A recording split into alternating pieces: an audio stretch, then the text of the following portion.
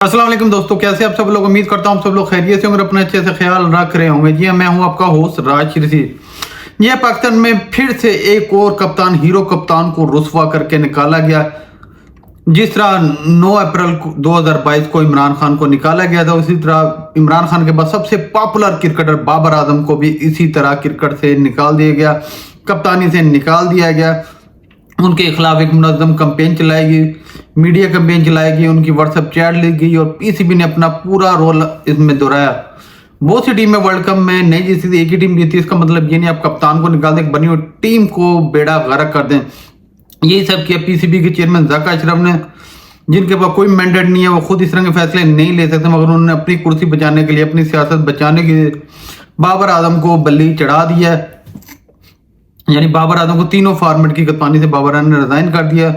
उनको अभी और जलील करने का था इरादा, उनको कहा था कि आप टेस्ट की कप्तानी कर लें, मगर बाबर आजम ने कहा भाई मैं तीनों फॉर्मेट से करूंगा, क्योंकि आगे दौरा ऑस्ट्रेलिया, आतंकवादी कोई कप्तान नहीं जीता और टीम फिर उनको सपोर्ट नहीं करेंगे, वहां भी जलील होंगे। तो बाबर आजम नहीं चाहते वो अपनी रही से इज्जत खराब करे, तो उन्होंने ऑफिस समझी कि वो कप्तानी छोड़ दे। तो उन्होंने तीनों फॉर्मेट की कप्तानी से रिजाइन दे दिया। शाहिद अफरीदी आपको मुबारक हो, आपका दामाद बन गया। आपने जो सियासत खेली थी, जो आपने चाले चढ़ी थी, जो मीडिया लॉबिंग की थी एयरवाई के साथ मिलके, वो आपकी कामयाब होगी, आपके दामाद बन गए। मगर आपके दामाद भी कामयाब नहीं होंगे, वो भी जलील और रुसवा होंगे। शाहिद अफरीदी एक अच्छा लड़का था, मगर तुम्हारे साथ रह के उसको आपने खराब कर दिया है, उसको भी आपने सियासत में डाल दिया। वो भी कप्तान नहीं बनना चाहता, मगर आपकी अना की बेट वो भी चढ़ गया है।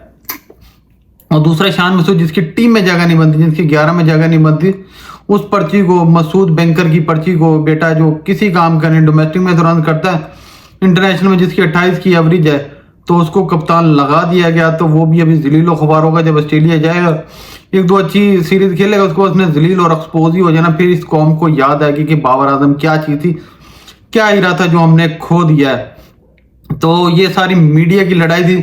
जब से बाबर आजम ने कराची किंग छोड़ी थी, तो तब से franchise cricket, media mafia, ARY, shape jet, वो सब ने एक मुनज़्ज़म किस्म का प्रोपेगेंडा चलाया बाबर आजम के अगेंस्ट।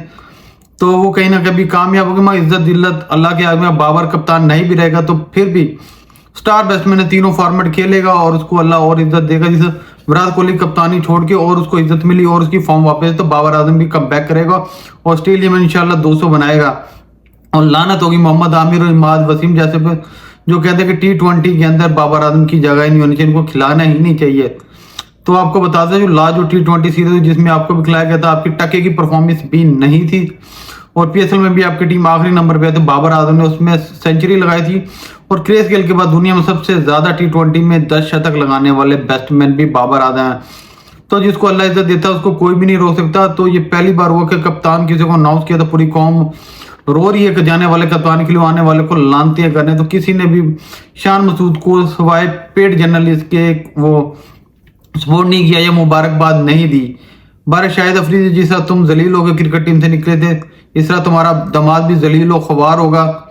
वो 2024 T20 के वर्ल्ड कप तो कप्तानी कर लेगा, मैं उसके बाद वो एक्सपोज हो जाएगा, क्योंकि बाबर आजम की जो कप्तानी में कोई फ्लॉ नहीं था। जब आपकी बॉलिंग नहीं चलेगी, हारिस रऊफ और शहनशाह अफरीदी जब विकेटें नहीं लेंगे, तो यही होना था। तो पाकिस्तान टीम अब लाहौर कलंदर बन के या कराची किंग बन के रह जाएगी। तो अगर आपने कप्तान चेंज ही करना था, तो कम अज कम आप रजवान को लेके आते। रजवान एक अच्छा खिलाड़ी था, नेचुरल कप्तान था, वो मुल्तान सुल्तान की कप्तानी कर रहा है। 3 सीजन उस टीम ने फाइनल खेले हैं। तो अगर आपने करना था, मगर बाबर आजम की वजह से उसको भी बल्ली का बकरा बना दिया गया। तो ये पाकिस्तान के लिए मैं कहूँगा एक स्याह दिन था। तो दोस्तों, आप बाबर आजम को कितना पसंद करते हैं उसके बारे में अपनी राय हमें कमेंट्स में दीजिए। अभी तक के लिए इतना ही। अल्लाह हाफिज।